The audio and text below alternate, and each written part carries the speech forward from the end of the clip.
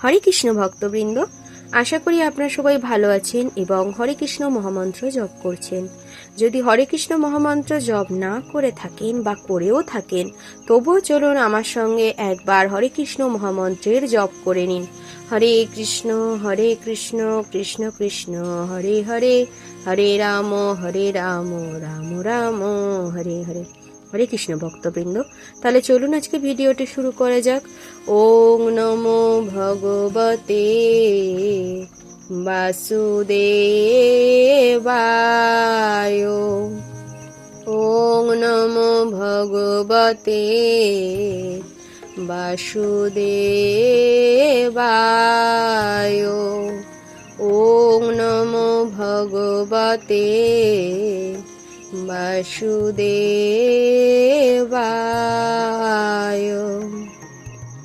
শ্রীমদ্ ভগবদ গীতা তৃতীয় অধ্যায় কর্মযোগ, শ্লোক নম্বর 17। ইয়তু আত্মরতি এব স্যাৎ আত্মতৃপ্ত চ মানবঃ আত্মনি এব চ সন্তুষ্ট তস্য কার্যং ন বিদ্যতে। মানে কি না, যে। তু শব্দটা হচ্ছে কিন্তু ব্যবহার করা হয় সংস্কৃতে। তু শব্দটাকে বাংলায় আমরা কিন্তু বলি। আত্মরতি আত্মারাম, এব অবশ্যই স্যাৎ থাকেন, আত্মতৃপ্ত চ এবং আত্মতৃপ্ত মানে বাংলাতেও সেম, মানে আমাদের আত্মার যে তৃপ্তি সেটাই আত্মতৃপ্ত। চ এবং মানবঃ মানুষ, আত্মনি নিজস্ব আত্মাতে, এব কেবল, চ এবং সন্তুষ্ট, তস্য তার কার্যম কর্তব্য কর্ম নেই বিদ্যতে বিদ্যমান। এটার অনুবাদ করলে কিরকম দাঁড়াচ্ছে তাহলে? কিন্তু যে ব্যক্তি আত্মায় রমণ করেন, আত্মাতেই তৃপ্ত এবং আত্মজ্ঞানী, তার কোনো কর্তব্য কর্ম নেই। কি বলছেন তাহলে? যিনি সম্পূর্ণভাবে কৃষ্ণ ভাবনাময় এবং কৃষ্ণ সেবায় মগ্ন হয়ে সম্পূর্ণ পরিতৃপ্ত, তার অন্য কোনো কর্তব্য নেই।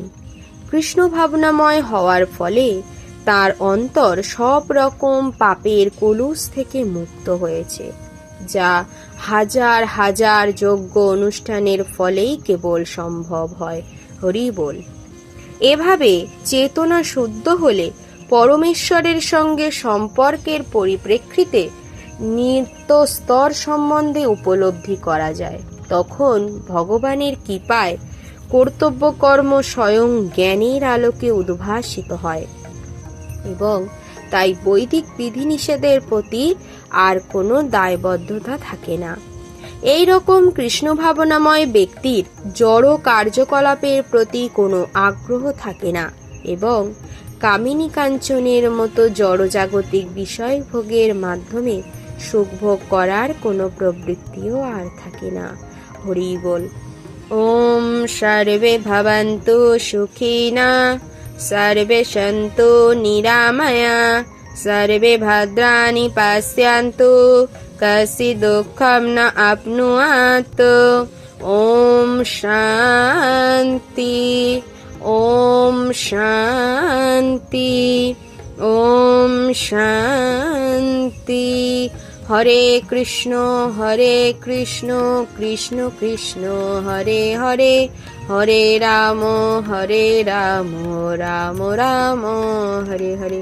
হরি বল ভক্তবৃন্দ, ভিডিওটা যদি ভালো লেগে থাকে তবে অবশ্যই একটা লাইক করে দেবেন এবং অবশ্যই কমেন্টে হরে কৃষ্ণ মহামন্ত্র লিখবেন। না পারলে অবশ্যই হরি বল লিখবেন এবং আপনাদের কাছের মানুষদের কাছে ভিডিওটি অবশ্যই শেয়ার করে দেবেন, যাতে তারাও আধ্যাত্মিক জগতে পা রাখতে পারেন।